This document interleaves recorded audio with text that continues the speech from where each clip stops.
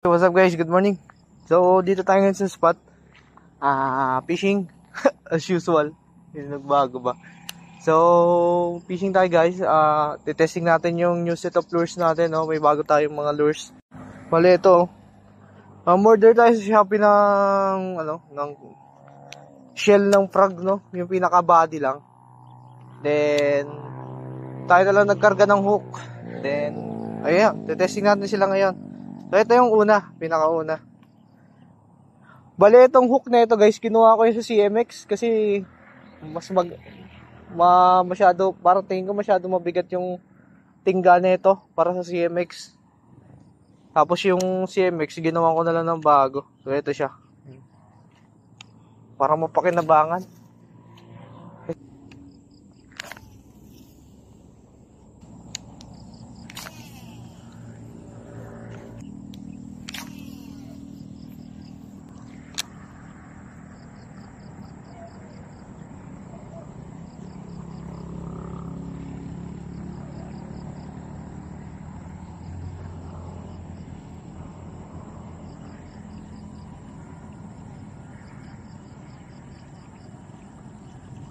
Ayan guys, ganda ng action niya.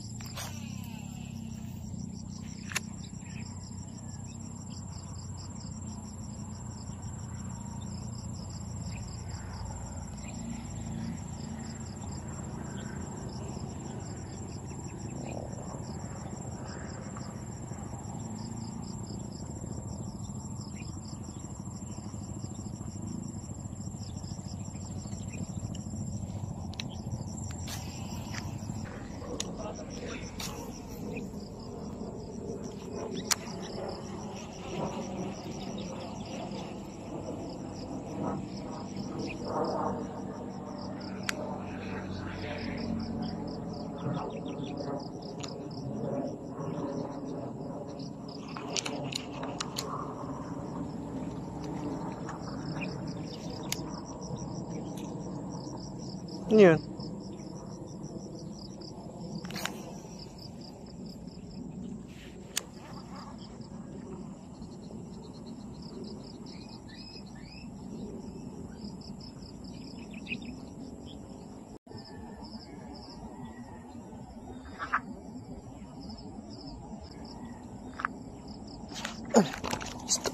Dali guys. Nakadalag din tayo dito guys. Medyo malaki-laki kahit pa paano, oh. Yeah. Dali natin guys. Mahina sila dito guys, strike. Around 9 to 9.5 inches guys. Mahina sila strike. Ang dalag dito. Wasak. Ay, buti hindi siya wasak na wasak sa hookset guys. Sarap sa feeling talaga pag nakahuli ka kahit maliit. Ilang araw tayong bokya guys, no? Ngayon lang ulit tayo nakadali. Lunok na lunok niya guys. Ay! Kumagat. Subong-subo guys, oh. Mabisa.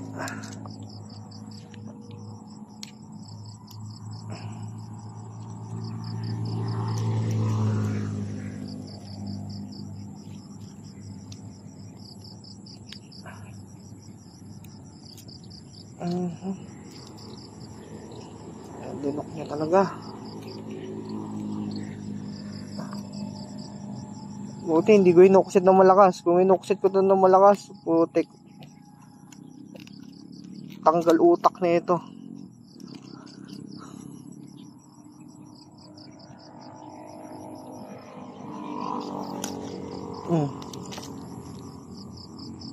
Sayang, oh. May ano pa naman tayo, tournament. May ano sila, cutest size. Pinakamaliit na size. May award din na ano. So, sayang wala tayong dalang ano. Isa pang cellphone na mapagbabasihan natin ang oras. Oh. Ayun, release natin to. Baby pa. Hindi naman ganun kasama guys yung tama niya. Pwede pang mabubuhay pa to.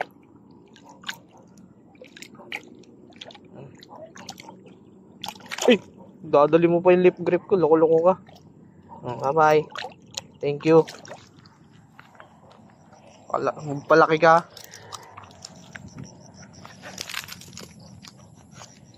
Ayun guys, naka 1-0 na yung bago nating Fraglor, no? So kung may magtatanong guys kung anong gamit kong leader line, ito lang yung leader ko. Mumurahin lang to. Ayun, no? FTK, full time killer. 30 pounds siya. 30 LB. Ayan. So far okay naman, matibay naman. Tsaka hindi siya masyadong, alam mo yung tulad sa normal na tansi na nagkukulo-kulubot. Hindi naman, ganda. Okay guys, nakadali na yung isa. So ito, ano ko sa ano guys, sa description yung Shopee link siguro na ito, para kayo kung gusto niyo ng Fraglor na to.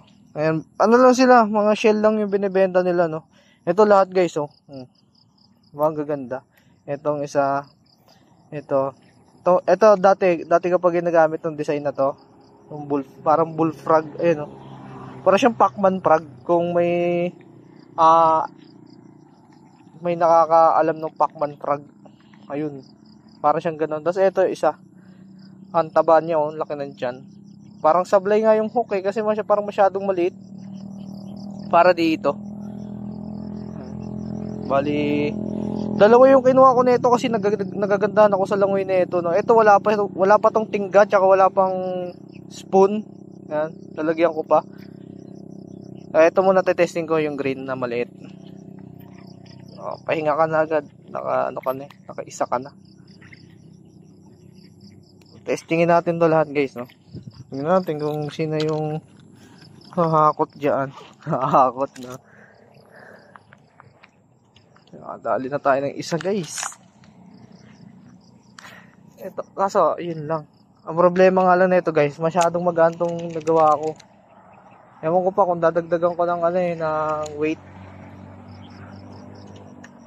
Kasi sabi nito, baka magka-problema din ako sa pero nahagis naman layo-layo. Baka magka-problema din ako sa bigat niya.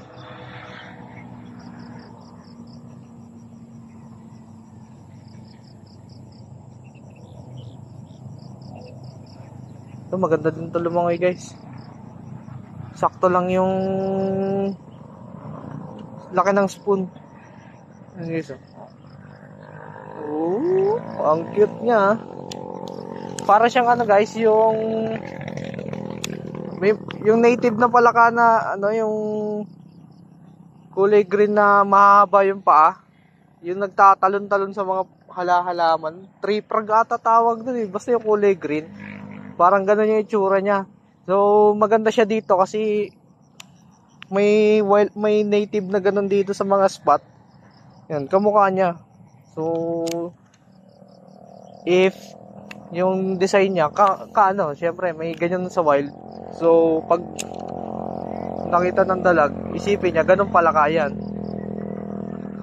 Pero, tingin ko naman, hindi na din naman tinitignan ng dalag yung kung anong kulay ng lure, no? Basta guys, may dalag sa spot, yun na yun. Pag may dalag sa spot nyo, no need na siguro yung kulay-kulay.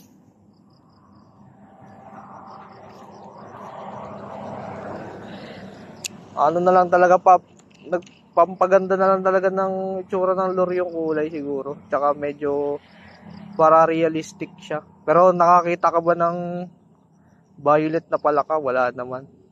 Diba? Yung iba kasing lures, violet yung kulay, diba? So, more on design na lang talaga. Wala din yan siguro sa kulay-kulay.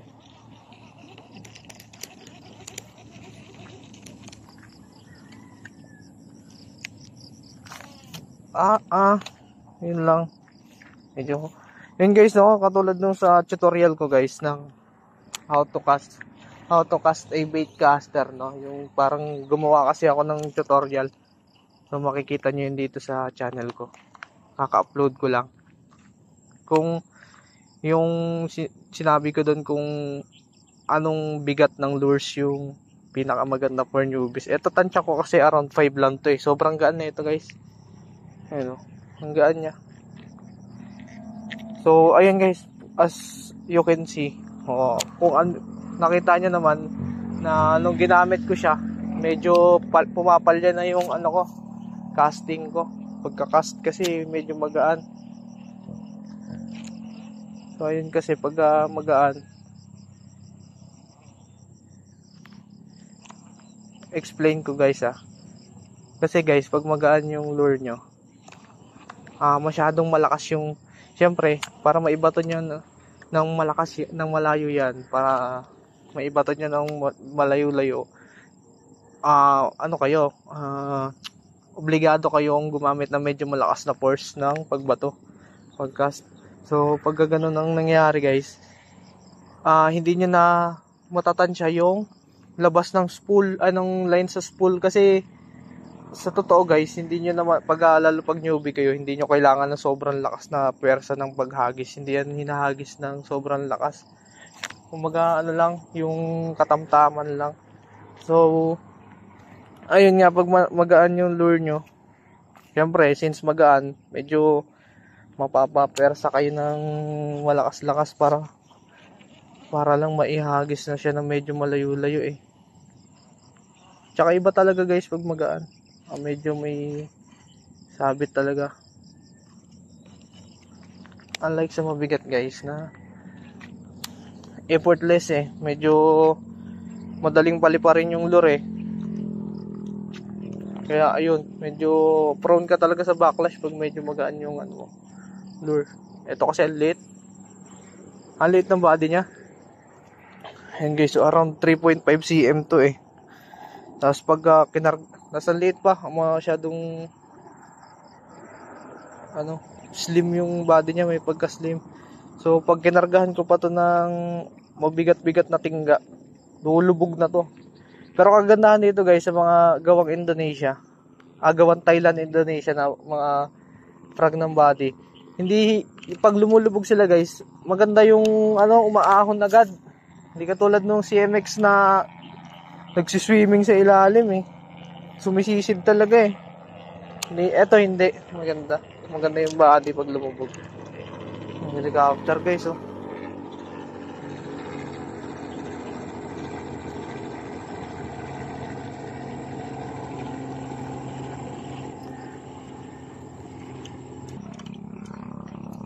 Siguro guys, lipat ako dun, may dulo dun kasi may spot din, may din dun eh. Yun, para mapukulan ko yung mga kangkungan dun sa kabila. Ayun guys oh, dun oh.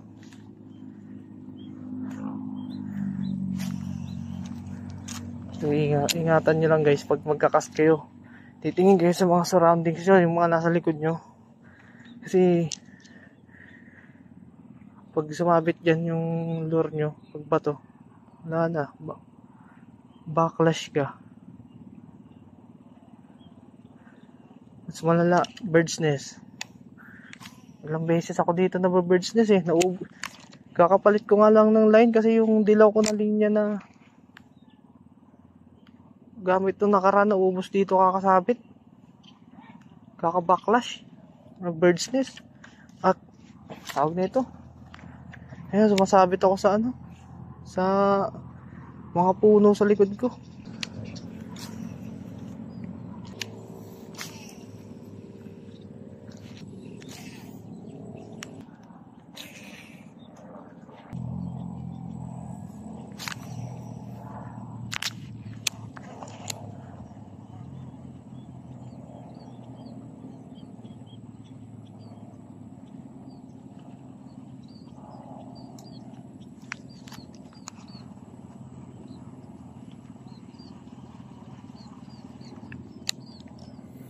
Guys, switch muna tayo. Palitan muna natin siya.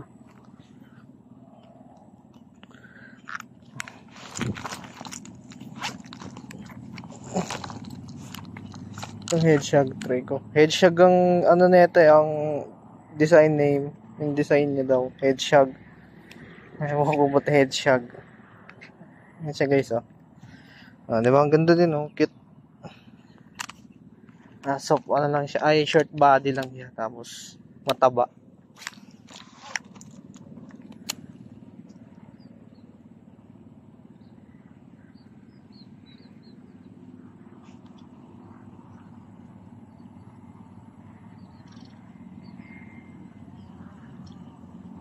Ganda din siya lumungoy guys. Mukhang makakaloko rin.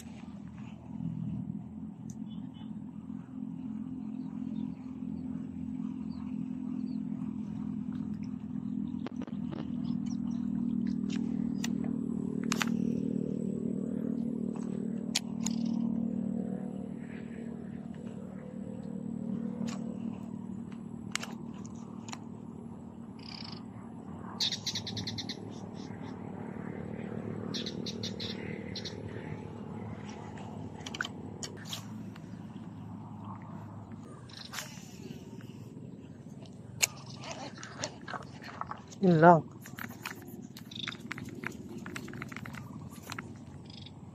Yun lang. Mukhang madodonate na naman to.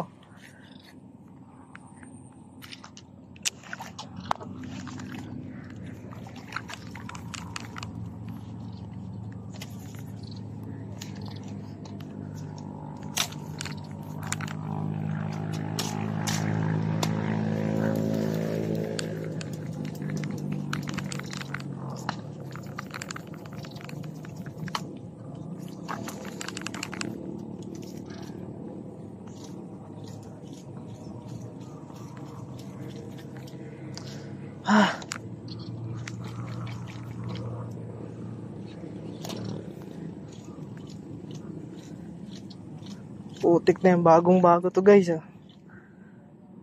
Doon ay tagad. Nasaan ang katungan?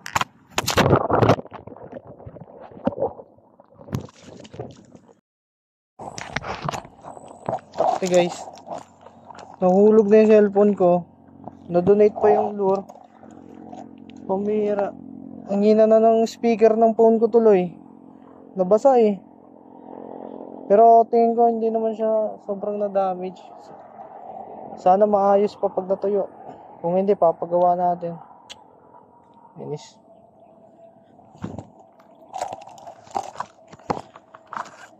Dali ako dun guys. Pag ano ko kasi may damage na po ano eh.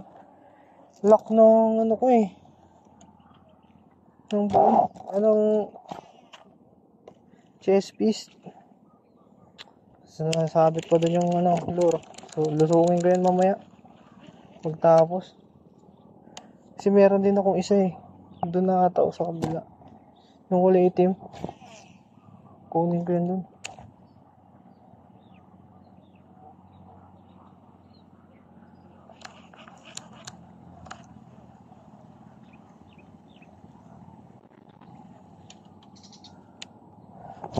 bago ko umuwi. Yan. Lakas makasabit guys ang talahib na yan.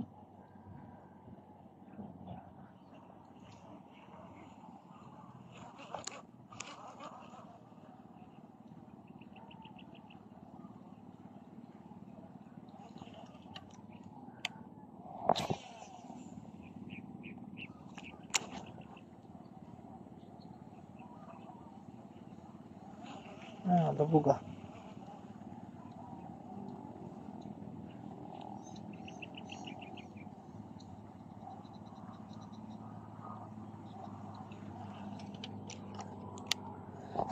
Sana maayos pa yung camera, yung speaker. Nakakainis. Hulog ba naman?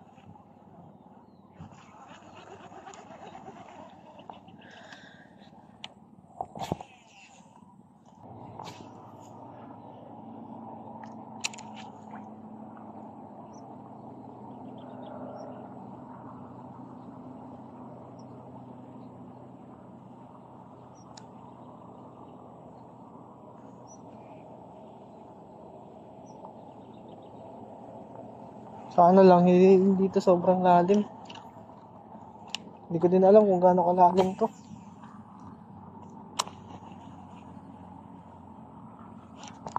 Ano naman? Notorious tong mga talahib na to guys. Yung nakaraan may sumabit din ako dyan eh. Hindi ko na nga alam kung saan yun. Basta yung isa dito. Parang ayun yata doon. Yung black ko dyan na slim body.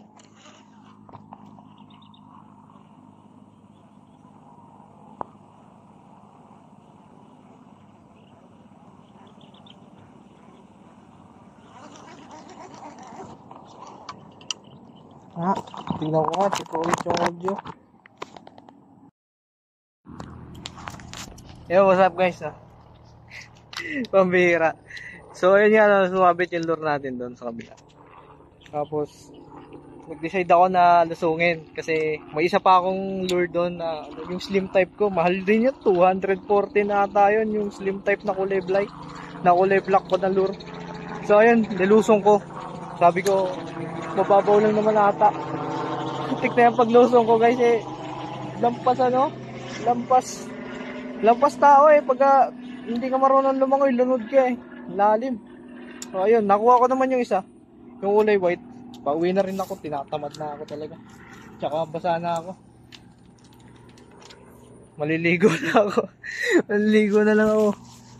So ayun, pauwi na ako. So, aray ko. Ayun, yung lure natin nakadali, yung brown. Isa. Butaret. So, kung sisipagin ako mag-edit guys, tsaka sisipagin akong i-upload to. Kasi siguro upload ko lang din kasi ever yung nangyari no, nahulog pa yung cellphone ko, pambira. Buti na lang ngayon, medyo umayos pa yung speaker. Gumagana na, medyo malakas-lakas na. Siguro na ano lang ng tubig. Hindi naman totally na lublub yung phone ko no. Yung bandang ibabaw, bandang ilalim lang. I-check ko pa yung charging port, baka nasira eh. Yan, basang-basa ako guys. Putik na yan, sabi ko kasi lusungin ko na para ma-retrieve ko yung dalawa. Kaso, bad decision pala yun. Lalim pala nung tubig dyan. Kala kong babaw lang kasi hindi mo kita ilalim eh, madilim. Malabo, madilim yung tubig na itim. So, ayun. So, dito na lang siguro, no? Salamat sa panonood guys. So, huwag nyo kalimutan mag-subscribe, no? Like nyo yung video natin, tapos click nyo yung notification bell para updated kayo kung may upload pa ako. Sana hindi man nasira yung cellphone ko. So, ayun guys. Maraming salamat. Fish on. Peace out.